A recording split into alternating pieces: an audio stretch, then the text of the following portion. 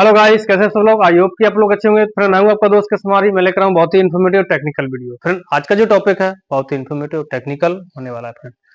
Friend, आज हम जिस टॉपिक पर चर्चा करने वाला हूं वो है how different bacterial species contribute to the treatment process, यानी कि विभिन्न बैक्टीरिया प्रजाति उपचार प्रक्रिया में किस प्रकार योगदान देते हैं।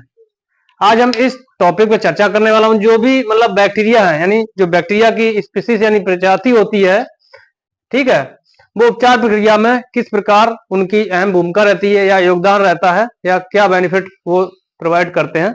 तो उसके अकॉर्डिंग ये टॉपिक जो है हम लेकर आए हैं। ठीक है फ्रेंड, तो फ्रेंड इसका हम पहले समझेंगे इसका योगदान किस प्रकार रहता है, फिर हम इसका समझेंगे कि इसके जो है बैक्टीरिया के नकारात्मक पहलू क्या है। ठीक है, जो उपचार को प्रभावित करते हैं, ठीक है, जो ट्रीटमेंट को प्रभावित करते हैं, तो उसके बारे में भी हम समझेंगे।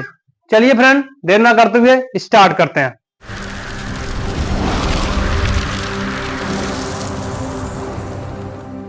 तो फ्रेंड, आज हम जिस टॉपिक पर चर्चा कर रहा हूं वो है विभिन्न बैक्टीरिया प्रजाति उपचार प्रक्रिया में किस प्रकार योगदान करते हैं या देते हैं। ठीक है, तो आज हम बैक्टीरिया की प्रजातियों के बारे में समझेंगे, कौन कौन सी प्रजातियां जो उपचार या ट्रीटमेंट प्रोसेस में योगदान इनका रहता है, चाहे वो दवा और रसायन उत्पादन संबंधी हो या मानव स्वास्थ्य और पाचन संबंधी हो या पर्यावरण और अपशिष्ट उपचार संबंधी हो या जैव उपचार और खनन के उसमें जो है इनका योगदान जो रहता है उसके बारे में, या कृषि के बारे में भी हम समझेंगे कि कृषि के क्षेत्र में भी इसका क्या योगदान रहता है, मतलब कौन कौन से बैक्टीरिया किस क्षेत्र में योगदान देते हैं। चलिए फ्रेंड, तो फ्रेंड विभिन्न प्रकार की जो बैक्टीरिया प्रजातियां होती हैं वो कई प्रकार से जो है योगदान देती हैं, जैसे मैंने अभी बताया। जैसे फ्रेंड प्रोबायोटिक्स के रूप में पाचन तंत्र को सुधारना, जो प्रोबायोटिक्स होता है अपना बैक्टीरिया, उसके रूप में जो है पाचन तंत्र को या पाचन शक्ति को बढ़ाता है। ठीक है, तो फ्रेंड इसमें दवा और एंटीबायोटिक्स दवाओं का निर्माण के रूप में इसका उपयोग होता है। जैविक उपचार जो अपनी एसटीपी उसमें प्रदूषकों को तोड़ना, इसका एक मुख्य भूमिका रहती है। जो बैक्टीरियल मतलब जो एमएलएसएस जो होता है, जिसे एनएरोबिक बैक्टीरिया बोलते हैं और एक एरोबिक बैक्टीरिया बोलते हैं, तो ये जो है अपना जो अपशिष्ट जल होता है उसके अंदर जो प्रदूषक होते हैं उसको तोड़ने का भी ये काम करते हैं। और फ्रेंड ये पानी और मिट्टी के उपचार में भी अहम भूमिका निभाते हैं।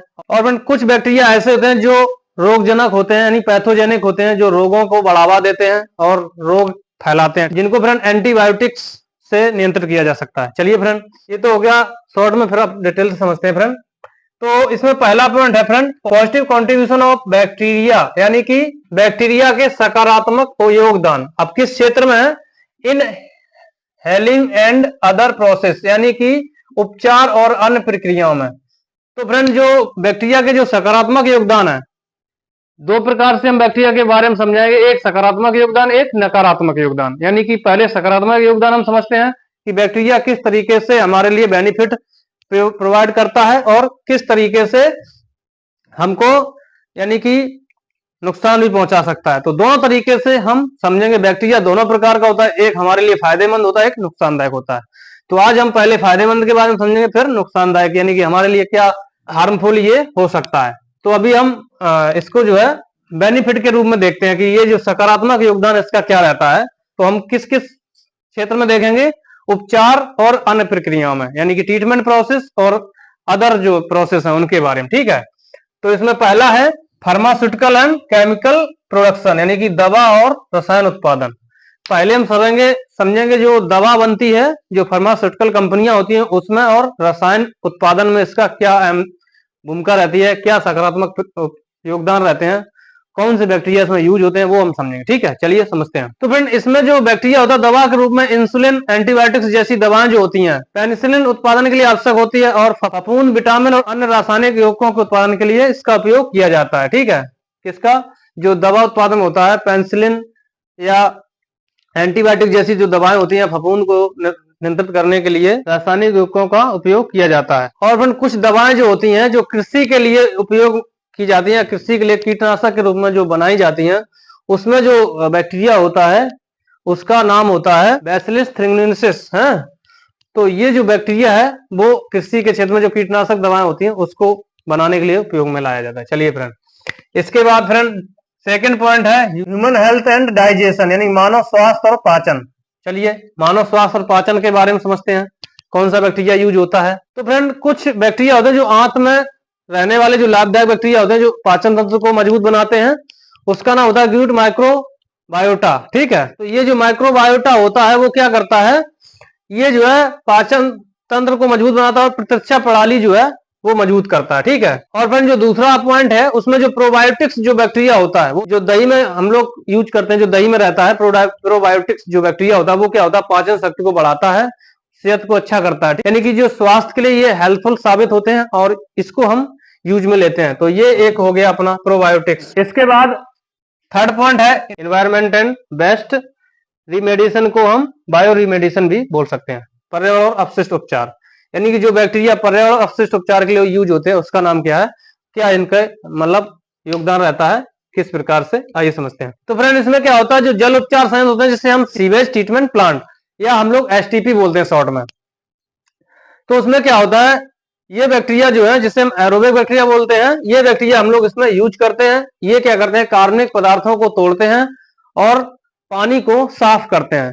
ठीक है, यानी कि जो हार्मफुल वाटर होता है उसको सॉफ्ट वाटर बनाते हैं, जिससे हेल्थी होता है, जो हार्मफुल नहीं होता है जीव जंतुओं के लिए और एनवायरनमेंट के लिए, यानी कि ये एनवायरनमेंट को दूषित होने से बचाता है। तो ये जो बैक्टीरिया है ये हमारा एनवायरनमेंट को साफ करने के लिए, पर्यावरण को साफ करने या फिर जल को साफ करने के लिए यूज होता है, यानी कि जो पानी के अंदर जो भी गंदगी होती है उसको डिस्ट्रॉय कर देता है। और फ्रेंड जो अपना सोयल होता है जिसे मिट्टी बोलते हैं, वो मिट्टी को भी दूषित होने से बचाता है, मिट्टी के अंदर जो भी कचरा कूड़ा कचरा होता है उसको भी साफ करने में मदद करता है। ठीक है, उसको भी नष्ट करता है। इसके बाद फ्रेंड 4 पॉइंट है बायो रिमेडिएशन एंड माइनिंग, यानी जैव उपचार और खनन, यानी कि जो बैक्टीरिया होता है एक हमारा जिसका योगदान रहता है जैव उपचार और खनन में। ठीक है, तो खनन में कैसे, जो अपनी खदानें होती हैं जहाँ पे माइनिंग जो जिसे बोलते हैं, जहाँ पे कोयला की जैसे माइनिंग हो गई, सोने की माइनिंग हो गई, जहाँ सोना निकलता है,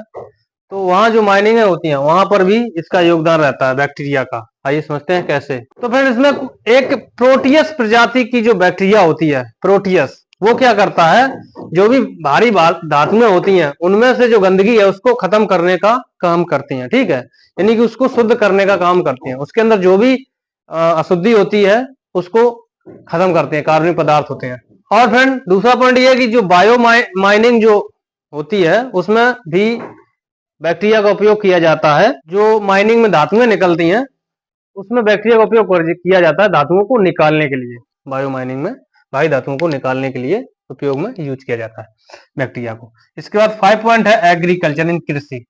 तो फ्रेंड जैसा कि जो हम बता रहे थे अभी इधर बताया था, जो सॉइल होती है, जो मिट्टी होती है, उसके अंदर जो भी गंदगी होती है उसको खत्म करने के लिए हम लोग बैक्टीरिया का उपयोग करते हैं।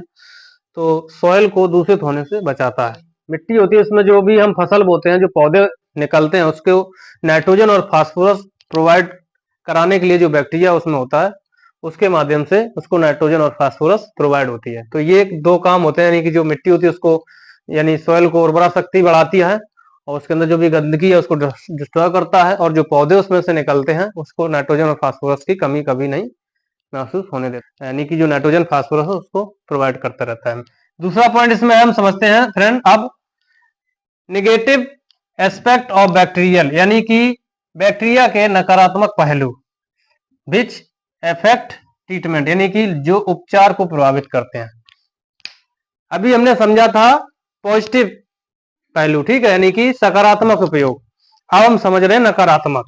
सकारात्मक आपने क्या समझा, पहला आपने समझा दवा और रसायन में, यानी कि जो बैक्टीरिया होते हैं उनका सकारात्मक योगदान क्या होता है, दवा और रसायन के उत्पादन में इसका उपयोग किया जाता है। दूसरा है मानव स्वास्थ्य और पाचन के रूप में उसका उपयोग किया जाता है। कुछ बैक्टीरिया जो होते हैं दही में, जैसे जो बैक्टीरिया रहता है वो हमारे पाचन शक्ति को बढ़ाता है। ठीक है, तो ऐसे कुछ लाभकारी बैक्टीरिया होते हैं वो पाचन शक्ति बढ़ाते हैं। पर्यावरण अपशिष्ट उपचार, यानी कि जो एसटीपी वगैरह जो सीवेज ट्रीटमेंट प्लांट होते हैं उसमें जो बैक्टीरिया यूज होता है, यानी कि पानी के अंदर जो अशुद्धि है उसको खत्म करता है। ठीक है, इसके बाद जैव उपचार और खनन, जो माइनिंग वगैरह होती है उसमें जो भारी धातुएं हैं या जो हमारे उनके अंदर जो गंदगी होती है धातुओं को शुद्ध करने और धातुओं को निकालने के लिए हम लोग यूज में लेते हैं, खनन में, ठीक है, माइनिंग में। इसको एग्रीकल्चर जो कृषि होती है, कृषि में जो नाइट्रोजन फास्फोरस पौधे को प्रोवाइड करता है और वो शक्ति बढ़ाता है, मिट्टी के अंदर जो गंदगी होती है उसको नष्ट करता है। ये तो अभी हमने समझे पॉजिटिव योगदान यानी कि सकारात्मक योगदान। अब हम नकारात्मक योगदान समझें। अब हम नेगेटिव पहलू समझेंगे। क्या है? पहला है इसमें पैथोजेनिक बैक्टीरिया यानी कि रोगजनक बैक्टीरिया। इसमें कुछ बैक्टीरिया ऐसे भी होते हैं, अभी तो हमने सारे बैक्टीरिया जो है फायदेमंद बैक्टीरिया समझे कि जो हमारे एनवायरनमेंट में फायदा देता है या हमारे स्वास्थ्य के लिए फायदेमंद है। अभी हम समझेंगे रोगजनक बैक्टीरिया जो रोगों को फैलाते हैं, ठीक है, बीमारियों को फैलाते हैं, उसके बारे में समझते हैं। चलिए फ्रेंड, तो फ्रेंड इसमें दो बैक्टीरिया होते हैं रोगों को फैलाते हैं। उसमें पहला है स्टेफिलोकोकस ऑरियस। एक तो ये हो गया स्टेफिलोकोकस ऑरियस, दूसरा है नेइसेरिया गैनोरहोई। एक है स्टेफिलोकोकस ऑरियस, दूसरा है नेइसेरिया गैनोरहोई।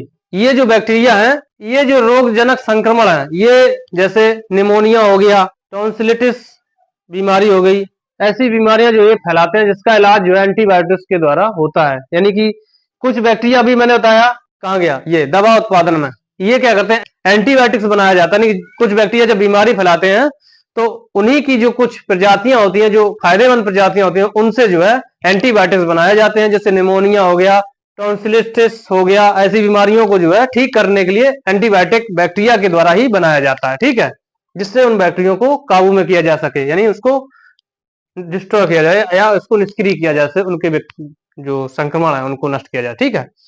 चलिए दूसरा पॉइंट है एंटीबायोटिक रेजिस्टेंस यानी कि एंटीबायोटिक प्रतिरोध। तो फ्रेंड इसमें कुछ बैक्टीरिया ऐसे भी होते हैं जो दवाओं के प्रति प्रतिरोधी हो जाते हैं, यानी कि दवाओं का असर नहीं होने देते हैं। जैसे एक इलेक्ट्रिक जो अपना सब्जेक्ट है उसमें जो एक रेजिस्टेंस होता है, यानी कि धारा के प्रभाव में रुकावट डालता है, ऐसे ये क्या करता है, यानी दवा का प्रभाव को रोकता है। यानी जो भी हम दवा खाएंगे वो काम में नहीं लगेगी। आपने देखा होगा कि डॉक्टर बदल डाले, सब कुछ कर डाला, लेकिन बीमारी को काबू में नहीं पाया। क्यों? क्योंकि कुछ बैक्टीरिया ऐसे होते हैं जो एंटीबायोटिक प्रतिरोध होते हैं, प्रतिरोधक होते हैं, यानी कि जो है जो भी एंटीबायोटिक हम खाएंगे उसको भी वो रोक देगा, यानी कि उसको असर बेअसर कर देगा, तो उसको रोकता है। तो उसके लिए भी ये दिक्कत आती है कि उस बीमारियों को ठीक करना थोड़ा मुश्किल होता है, ठीक है। यानी डॉक्टरों के लिए ये एक चुनौती बन जाती है कि ऐसे बैक्टीरिया को मारने के लिए या ऐसे बैक्टीरिया को नष्ट करने के लिए थोड़ा कठिनाई साबित हो जाती है डॉक्टरों के लिए, ठीक है, मुश्किल पैदा कर देते हैं, जिससे क्या होता है ये बहुत बड़ी सार्वजनिक स्वास्थ्य समस्या बन जाती है, ठीक है। इसके बाद फिर तीसरा है बायोफिल्म फॉर्मेशन यानी बायोफिल्म निर्माण। कुछ बैक्टीरिया ऐसे बायोफिल्म का निर्माण कर देते हैं। कैसे करता है ये समझते हैं।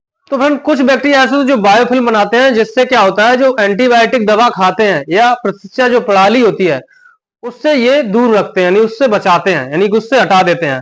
अगर हम दवा भी एंटीबायोटिक खाएंगे तो भी असर नहीं करेगी। जो प्रतिरक्षा प्रणाली बन रही है शरीर को, एक प्रतिरक्षा प्रणाली होती है जिससे क्या होता है शरीर जो है कवर रहता है, उसमें अधिकतर जो छोटी मोटी बैक्टीरिया है, बीमारियां हैं, वो अंदर नहीं जा पाती, उसको भी ये नष्ट करता रहता है। जिससे क्या होता है बीमारी जो इतनी घातक हो जाती है जिसको ठीक करना थोड़ा मुश्किल हो जाता है, डॉक्टरों के लिए भी एक चुनौती बन जाती है।